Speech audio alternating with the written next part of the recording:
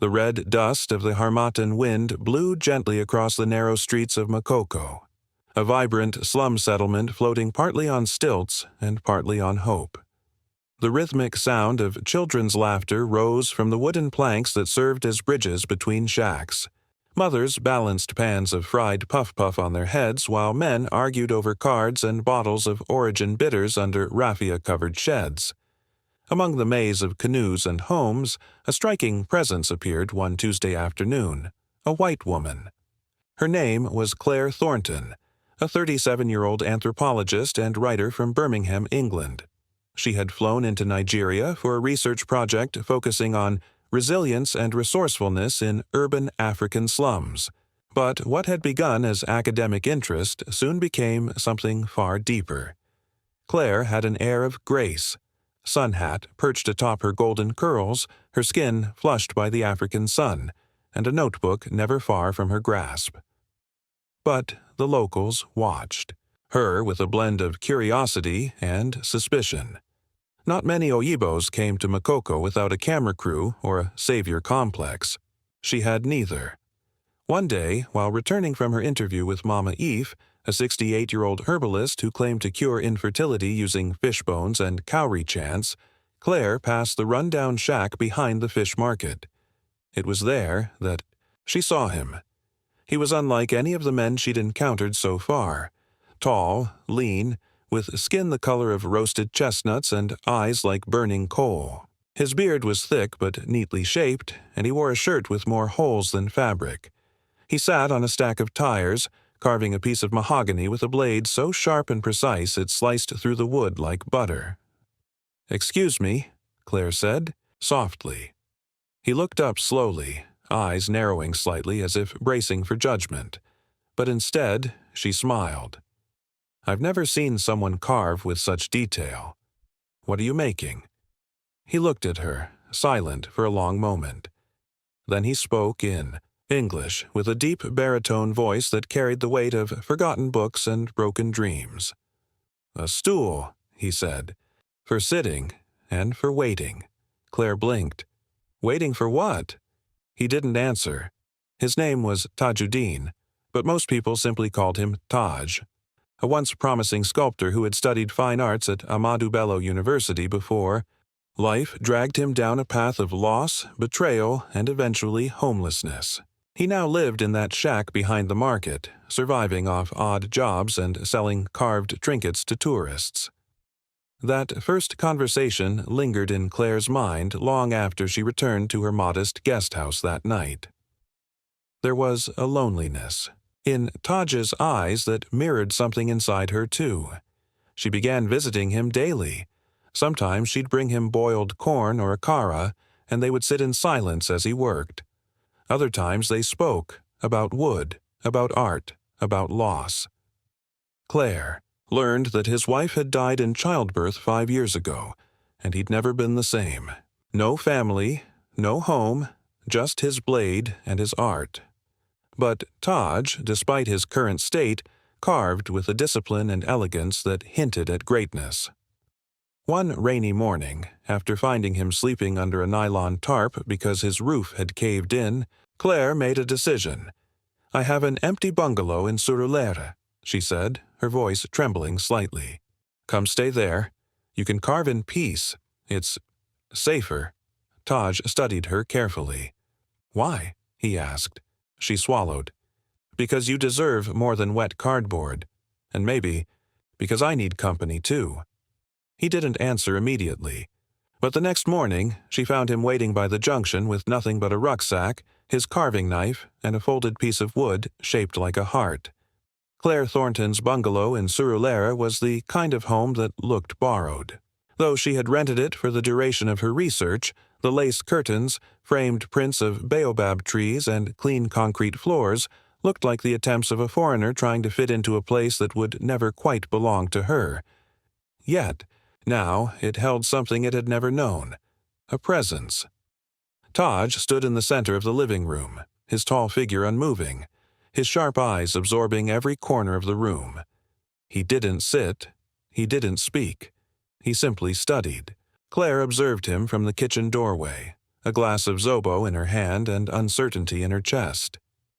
"This can be your space," she said, pointing to the garage that she had cleared out for his carving. "There's light, good ventilation. I thought you could work there." He turned to her slowly. "And where will I sleep?" She blinked. "You'll have the guest room. It's just across from mine." Taj nodded once. "Thank you, madam." "Call me Claire," she said, a soft smile playing on her lips.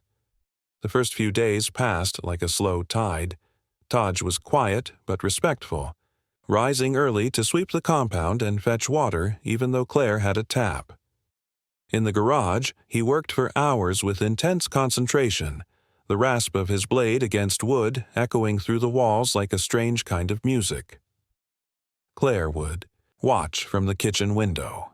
The way Taj's hands moved, deliberate, strong, yet graceful, hypnotized her. His muscles shifted beneath his shirt with every stroke, his body glistening in the Nigerian heat, and always in his hand, that tool. A blade crafted from an old, rusted machete, its handle wrapped in worn leather and cowries, but the size of it startled her. Not just physically, though it was unusually long, nearly 2 feet, but what he could do with it. That blade, his tool, could breathe life into lifeless wood. One day, it was a sculpture of a mother cradling her child, so detailed she could see the baby's toes curling. The next, a lion so fierce its eyes seemed to follow her around the room. "How long have you had that blade?" she asked one evening, handing him a plate of boiled yam and red oil. "I forged it myself," he too said. "It's the only thing I carried when I lost everything. It has never left my side." Claire nodded, staring at the blade resting beside his seat like a companion. "It's powerful." Taj's lips curled slightly. "Yes, but it's not the tool that matters. It's the hand behind it." Those words stayed with Claire. As the days turned into weeks, a rhythm developed. She would cook, he would carve. They would eat in silence, sometimes exchanging small smiles, sometimes discussing Yoruba proverbs or the strange politics of Nigerian electricity. But beneath the peaceful routine, a deeper current stirred. One evening, as the rain thrashed against the windows, the power went out. Claire lit a lantern and carried it to the garage where Taj still worked. The warm, flickering light revealed more than shadows. Taj was shirtless, sweat gleaming on his dark skin, his chest rising with steady breaths. On the workbench was a half-carved sculpture of a woman, tall, proud, her arms raised to the sky. Claire recognized herself in it. She stared. Taj turned, caught her gaze, and paused. "I was trying to capture strength," he said. "Why me?" "Because you see a homeless man and offer him home," he replied. "Who else do I know with that kind of power?" Claire looked away, flustered, heart beating louder than the rain. Something between them had shifted, and neither of them was ready to speak it aloud. But they both knew. It had begun. By the 3rd week, Claire's once silent home pulsed with life. The sharp scent of sawdust mingled with the rich aroma of Agassi soup, and laughter began to sneak into their once awkward conversations. Taj had become more than a house guest. He was now a fixture, a quiet fire burning steadily in the corner of her world. But fires, even the quiet ones, can burn. One Saturday afternoon, Claire came back from the market carrying yams, tomatoes, and a roll of batik cloth she couldn't resist. She found Taj seated in the garage unusually still. His blade lay beside him, untouched. In his lap sat a chunk of Iroko wood, but it bore no markings, no shavings, just silence. "You okay?" she asked, setting down her bag. He didn't answer.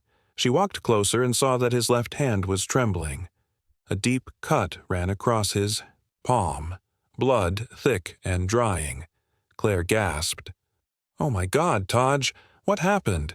He looked at her, eyes heavy, like someone who had traveled too far into his own pain. The blade slipped. he muttered. I wasn't focused.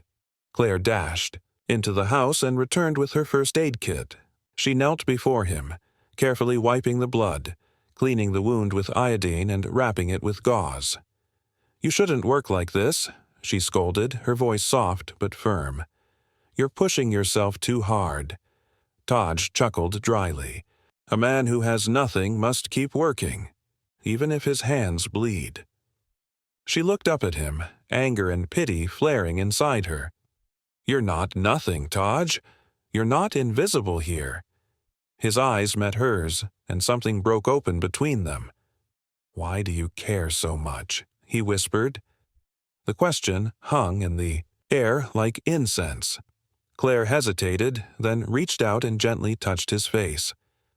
Because you remind me of something I lost, and something I'm still looking for. Taj closed his eyes as if her touch had silenced the ache inside him.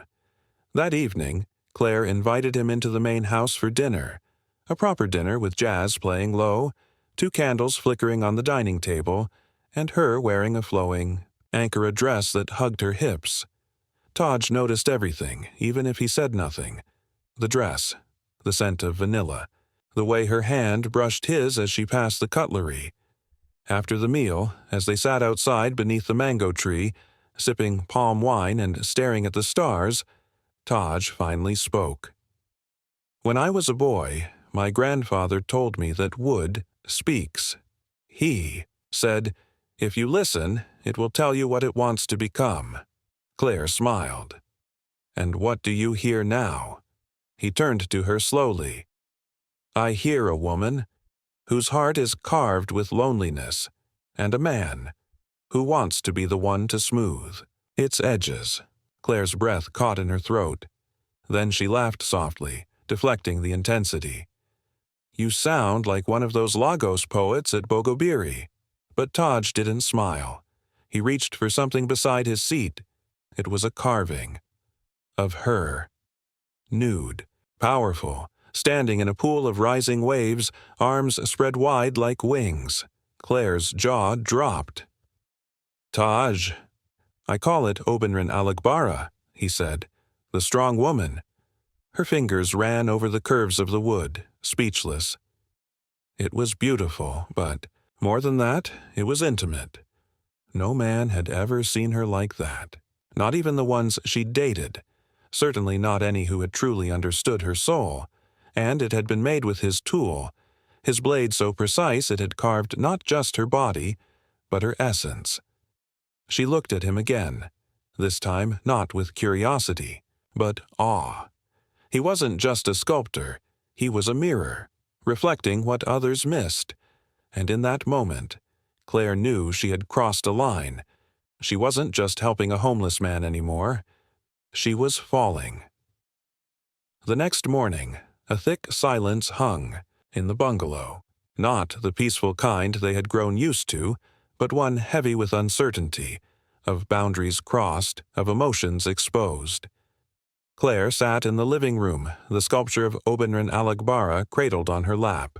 She ran her fingers over the smooth mahogany, tracing the lines of the woman's arms, the folds of her hips. It wasn't just art, it was worship. She had slept poorly, turning over in her mind what Taj's gift had meant. Not just that he saw her, but that he honored her in a way no man ever had. And that unsettled her. Taj, meanwhile, remained in the garage longer than usual. His wounded hand was still tender, but he carved anyway. His strokes slower, more deliberate. He needed the noise, the feel of his blade, the certainty of wood responding beneath pressure. He needed it to drown out the past. Because seeing Claire hold that sculpture stirred memories he had buried beneath grief. His late wife, Aisha, had once been his muse. She used to watch him, sculpt just like Claire did now, eyes wide with fascination, heart open like clay. When Aisha died, he had shut down the part of him that could love. Or so he thought. But now, Claire had stirred it back to life. Later that day, Claire knocked on the garage door. He opened it, wiping sweat from his brow. "I was thinking," she began, voice careful. "You've made so many beautiful carvings. Why not host a small exhibition? I could invite a few of my friends from the art community. There's a gallery in Ikoyi that supports emerging artists." Taj stared at her, blinking slowly. "An exhibition?" "Yes, you shouldn't be hidden. Here forever. People need to see what you can do. They need to see your tool." He raised an eyebrow, a smirk threatening to crack his usual calm. "My tool?" She turned red. "I mean, your blade, your carving tool. It's unique." Taj laughed, a deep, rich laugh that startled her at first but then made her laugh too. That evening, the two of them planned the event over a pot of jollof rice and grilled catfish. Claire insisted on handling the venue, the invites, the refreshments. Taj, for the first time in years, agreed to put his name on something again. "I don't want to be invisible anymore," he said, and she beamed. But good news travels fast. In Lagos. Too fast. By the weekend, a black Toyota Prado with tinted windows rolled up to Claire's compound. Out stepped a tall, light-skinned man in an expensive agbada and Versace sunglasses. Behind him, two younger men with muscular builds scanned the area like bodyguards. "Tajudeen Adeyemi," the man said when Taj stepped out. "So, it's true." Taj's face tightened. Claire came to his side. "Who is this?" Taj didn't speak. The man smirked. "You didn't tell your Oyibo girlfriend, did you? That you're the son of the late Oba Adeyemi of Oyo?" Claire's eyes widened. "What?" The man stepped closer. This man was supposed to inherit one of the wealthiest traditional chieftaincies in southwestern Nigeria, until he disappeared. Some say it was madness. Others say it was guilt. Taj's jaw clenched. "Leave, Tunda. You walked away from your family, from your father's legacy. And now you're here, playing house with a foreigner and a block of wood?" Claire stepped forward. "You're not welcome here. This is my home." Tunde chuckled and turned to her. "Do you know what he did? The real reason he left?" Claire looked at Taj, but he remained silent. Tunde left, his presence lingering like a bad smell. That night, Taj finally spoke. "I didn't just lose my wife, Claire. I lost my child. Both of them died in childbirth because the ambulance came. Too late. I blamed myself. My father tried to cover it up, arrange another marriage to preserve his royal line. I couldn't. I ran. I wanted to disappear. I gave up the palace for the streets." Claire sat beside him, tears in her eyes. "And yet, even in hiding, you still create beauty." He turned to her, voice cracking. "You saved me, Claire." She reached for his hand. "No, Taj. You were, carving your way back long before I came." And just like that, the truth stood naked between them, no longer hidden by silence or doubt. The gallery in Ikoyi buzzed with a crowd Claire never imagined would show up. Journalists, art collectors, NGO directors, even two cultural attachés from foreign embassies, all gathered around Taj's intricate wooden sculptures, mouths agape at the raw, unfiltered depth of his carvings. Every piece told a story. A woman, kneeling in prayer, her spine curved like a wave, hope in despair. A boy reaching for the sky, barefoot on cracked earth, dream in poverty. An old man sitting with a shattered crown, power in ruin. But it was the final piece, positioned at the center of the room, that silenced everyone. It was Claire.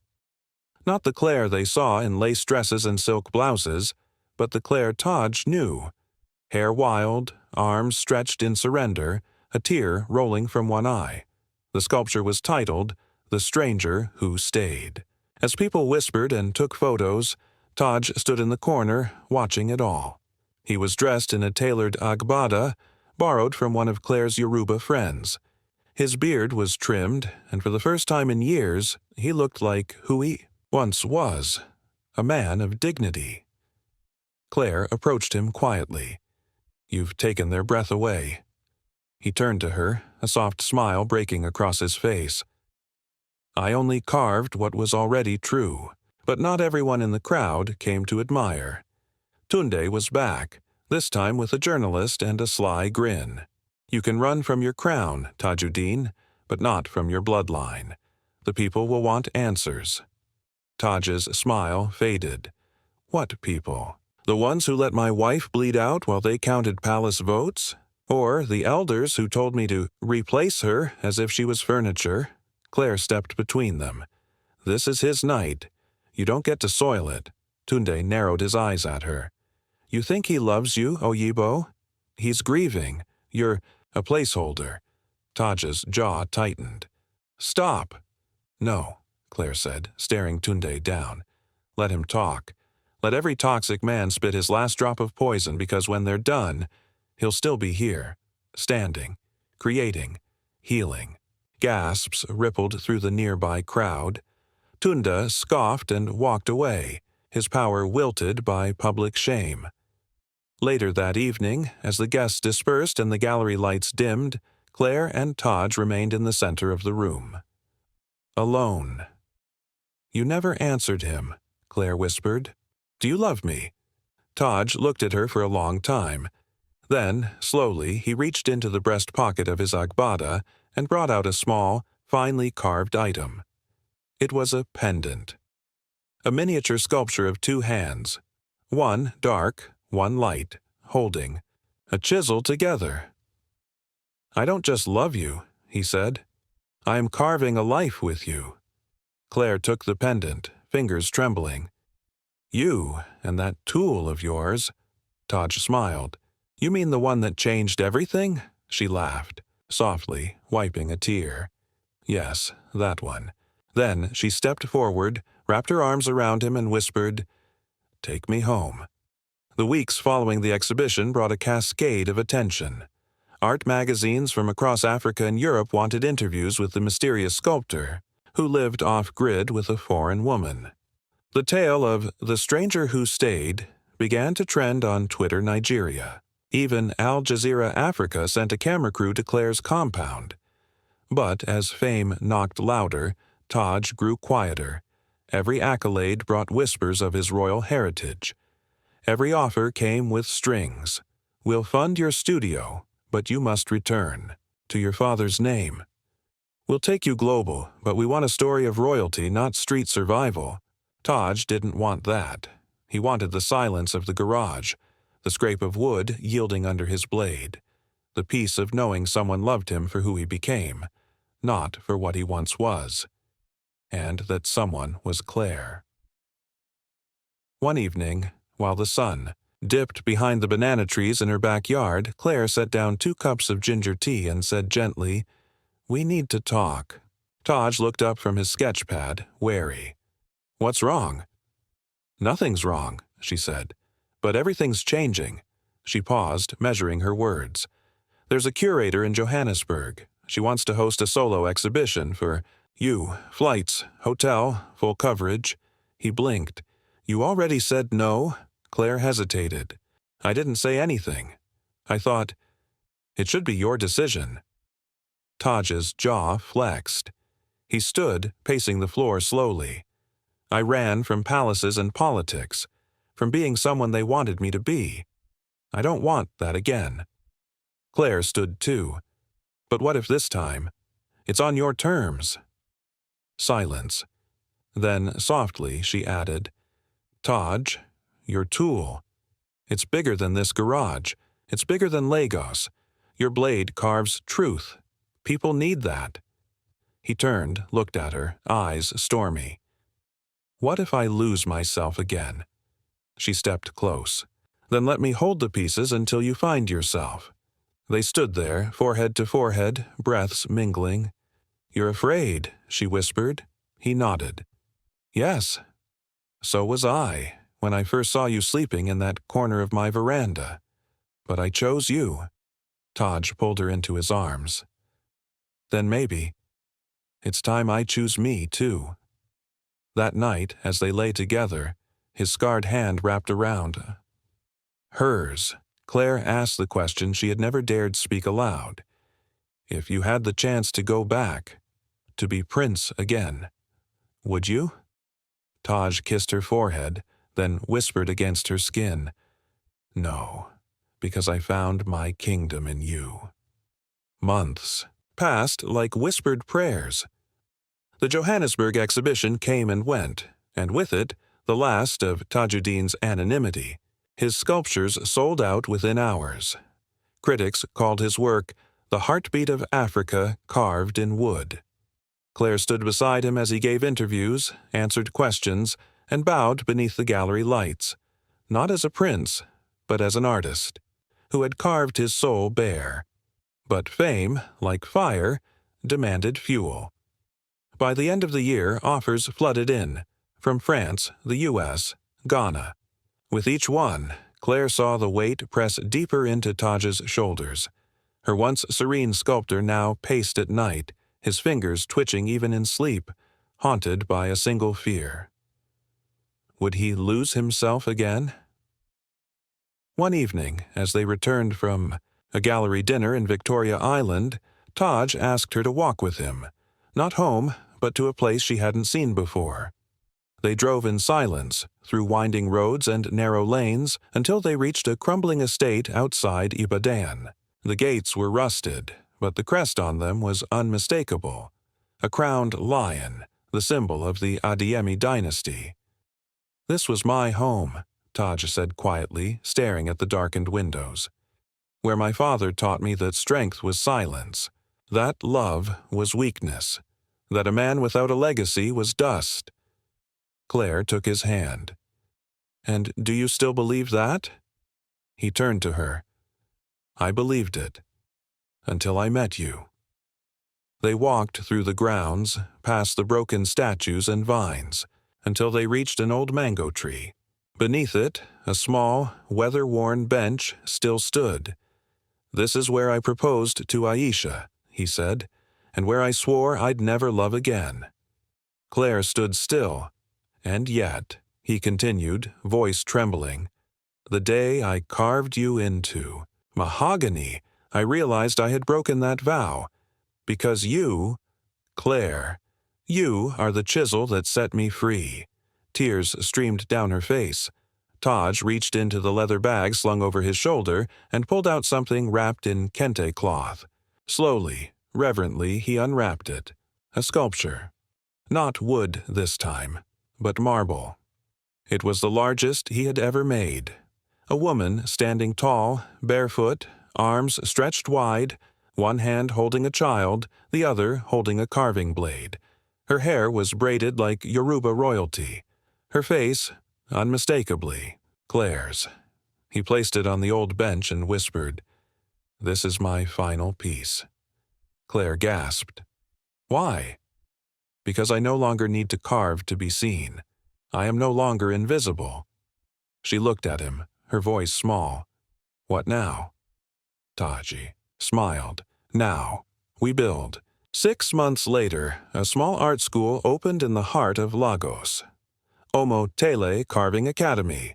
Children from slums, orphans from shelters, and gifted teenagers from remote villages all came to learn the power of wood, stone, and story. Claire ran the administration. Taj taught under a mango tree. And every morning, before he began class, he held up a weathered carving tool, the one he had used while homeless, the one Claire had once called too large, too worn, too rough. It was his symbol now, and as he carved the first line of each day's lesson, he would say to his students, "This is my tool. It is big because my pain was big, but with it I carved freedom, and now you will carve yours." In their cozy bungalow just outside Lekki, Claire stood barefoot on their porch as dusk settled. Taj joined her, holding their newborn son. His tiny hand wrapped around his father's thumb. Claire smiled. "What should we name him?" Taj looked down at the child, then up at Claire. "Tuloran," he whispered, "the tool of God." And Claire, her heart full, kissed the crown of her son's head. Because sometimes the greatest tools are not forged in fire, but in love, pain, and the hands of those brave enough to shape their own story.